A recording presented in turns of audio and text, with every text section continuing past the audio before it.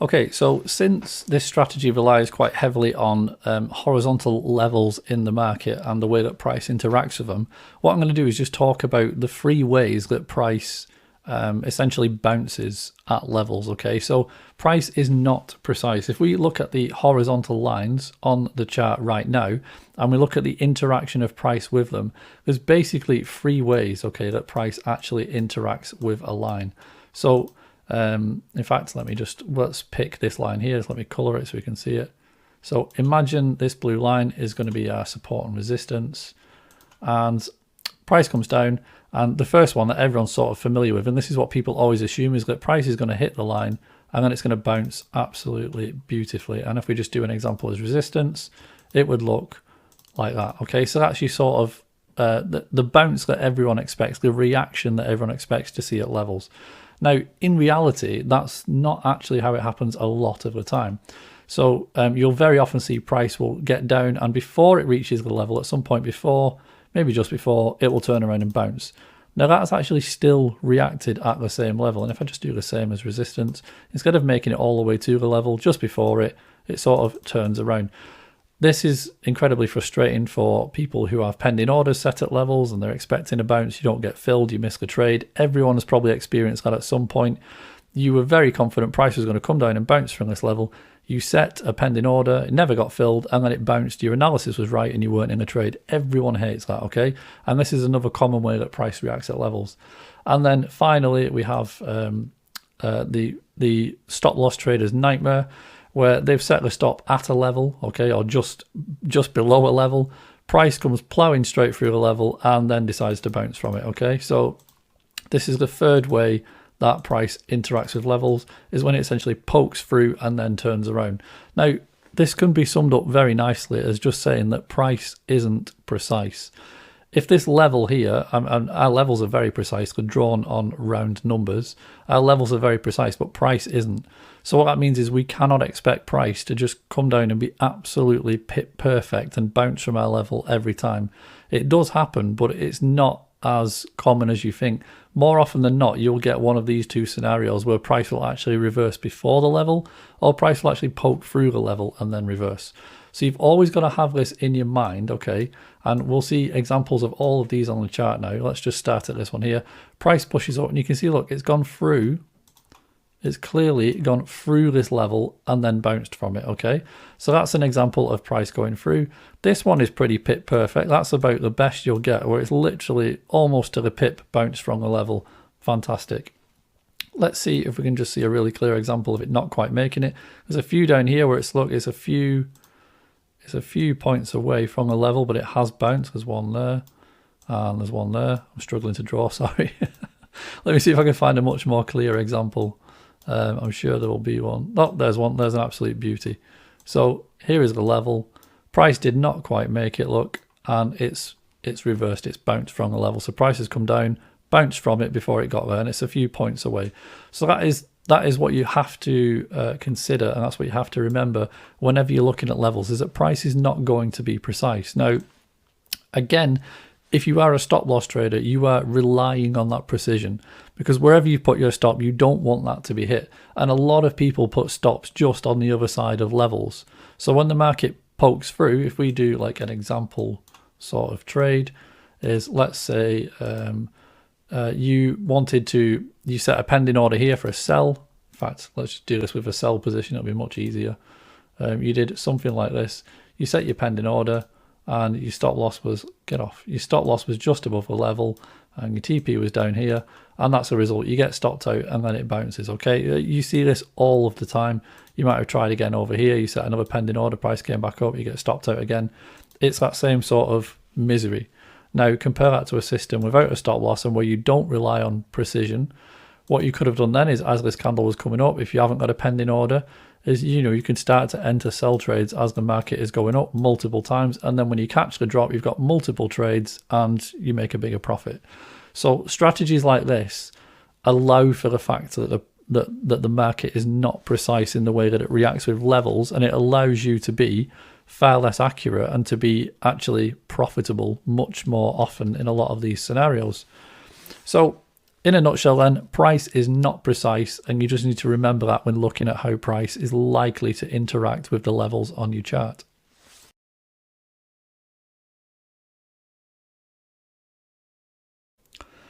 In this video, we're going to talk about stop losses, and in particular, I'm going to explain why I think stop losses are bad. And I'm talking about a stop loss that's a fixed price on a chart. I use a different type of stop loss called an equity stop loss, which I'll explain later on. Now on the chart in front of us in TradingView, we have a very clear level of support. So let's imagine that what you've decided to do is wait for the price to get back to this level, and then you're going to stick a buy trade on, hoping for price to bounce. That's fair enough. So let's have a look at an example of that. You put a buy trade on when this candle closes, you have a take profit up here somewhere at a new high, and then you have a stop loss down here. Now, most traders have their preferred stop distance, whether it's 10 pips, 100 pips, whatever that is. You put a trade on that looks something like this. Now, the way that you need it to work is that price needs to go to your take profit before it goes to your stop loss. If it goes to your stop loss, you lose no matter what happens. So even if price hits your stop and then goes to your TP, you still lose. And this happens all of the time. And this is why I don't like stop losses, is because the market very rarely just goes straight to your TP. It rarely does what you need it to do. And the distance that you've allowed for a stop loss is very often way too small to allow for the movements of the market. And what this does is it destroys your strategy. So even if you have a really accurate method of predicting the direction, even if your prediction is right and the market does go up, you're probably still going to lose a lot of trades that you did not have to lose just because you picked a price on the chart where you were going to get out. Now, I prefer to use an amount of equity in my account, and then I start to take action if that equity level is hit, and I'll show you that in another video. But let's have a look and see how this pans out. Okay, so let's just get rid of that, and let's have a look. The next candle, so we retest the level, get a little bit of a bounce, looking good. Another retest and another little bounce, looking good, and then bang, straight through your stop loss. So you've now lost this trade. So even if price, let me just zoom out a little bit, even if price does manage to get back up here to our take profit, there's still no prizes. Okay, you've already lost the trade, you've already lost the money. So let's just see what happens. Another push down, a little bit of indecision, and now price is starting to come back, and I'm sure you can guess where this is going to go. And there you are. So it's spiked up and it's actually sailed through the take profit. So the exact scenario we described at the start, it goes down, it hits your stop loss, and then it goes to your take profit. This will happen all of the time. So even though your prediction was right, you bought from this level thinking price was going to go up, which it clearly has done, you still lost money. So stop losses cause you to lose even if you're right, and that's why I'm not a big fan of them. Now what I've done, just to demonstrate this, because this is one single trade, is I've built a little robot that's going to be able to do a couple of hundred trades very quickly and give you a lot of data. So I've called it buy if no trade, and it will literally just put a buy trade on if there are no trades open on the account. Okay, so let's have a look at the inputs. We can choose the lot size, the stop loss distance, and the take profit. So it's a dead simple algo. We're going to run it with no stop loss at first. Okay, and what I'm going to do is just press start, and then if I go to the graph, you will see, there we go. So this is the results. The blue line is your account balance, and the green line is your account equity. So the blue line is clearly going up, which means we made a profit. So this was a £10,000 account, and it's finished at about 16,000. So it's made 60% profit. Now you can see that there is actually quite a large drawdown here, and this is what traders are scared of. And this is why I think most traders prefer to have a stop loss, is because the idea of losing all of your money in one trade terrifies most people. However, most people seem to be really happy to lose their entire account balance slowly. And brokers have given me data. A broker with 500,000 clients has actually proven to me that most clients, and you're talking 90% of clients, lose their entire account balance in about 4 months when they use a stop loss. So they just lose hundreds and hundreds and hundreds of trades over 4 months until they have nothing left.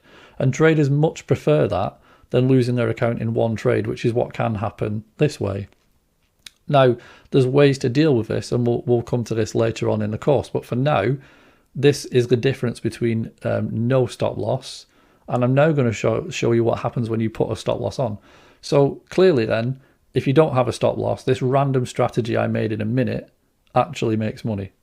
Now, if we just go back to the inputs and then we set a stop loss, let's do 10 pips. So we're now at 1 to 1. We have a 10 pip stop and a 10 pip take profit. And we're going to run the exact same test again. And that's pretty dramatically different. And what you can see now is literally what the broker has told me, is that traders take hundreds and hundreds and hundreds of trades, loads of little losses that all add up to, as you can see, a blown account. There is nothing left. Now, what happens if we start to increase the stop loss distance? So we now have a stop loss of 100 pips and a take profit of 10. And what you'll see is that the results start to get better. Look at some of these win streaks now. And that's because now you're allowing for situations like this. If you now have a 100 pip stop, okay, which would actually be off the chart in this case. I don't think I'd even drag it far enough. Okay, and what you can see is that you still have your little take profit. You can now survive a lot of these moves that happen, and you're giving the market room to breathe. And that's exactly what's starting to happen. If we increase this again, let's put this to 250. And this is just totally random numbers, okay? Like, don't pay any attention to the numbers I'm using. I'm just showing you that as you give the market more room to breathe, you'll start to catch these massive win streaks. This one now finished at a 25% profit, okay? And if we just go again, let's put this to 500. Run the test again. Okay, and now you can see that's 1,500. That's made, 15,000. That's made 50% of the account just by doing this, just by letting it have more room to breathe. Now, I prefer to not use one at all, because you can see even at 500 pips, it got hit. Okay, there is no number that you can put in here that won't get hit unless you put something like 1 million or more than the market has ever moved, okay? In which case, that is the same as not having one. And obviously, when you don't have one, this is the result. So all we need to do now is solve the problem of the drawdown. How do we learn to manage these scenarios? And that's what we're going to see later on in the course. So hopefully now, it should be absolutely crystal clear that using a stop loss on a chart, a price at which you get out at, is not a good solution at all. Because you'll generally always pick somewhere, a level that is going to get hit even when you are right, okay? So it will cause even strategies that work to lose money. So if you don't understand this, please watch this again, because it's really, really important concept. But this is why so many traders lose money, is because they are scared of managing drawdown, and they prefer to pick a random line on a chart or a random distance to actually manage their trade. And what they should be doing is giving the market the room to breathe and just dealing with these scenarios, okay?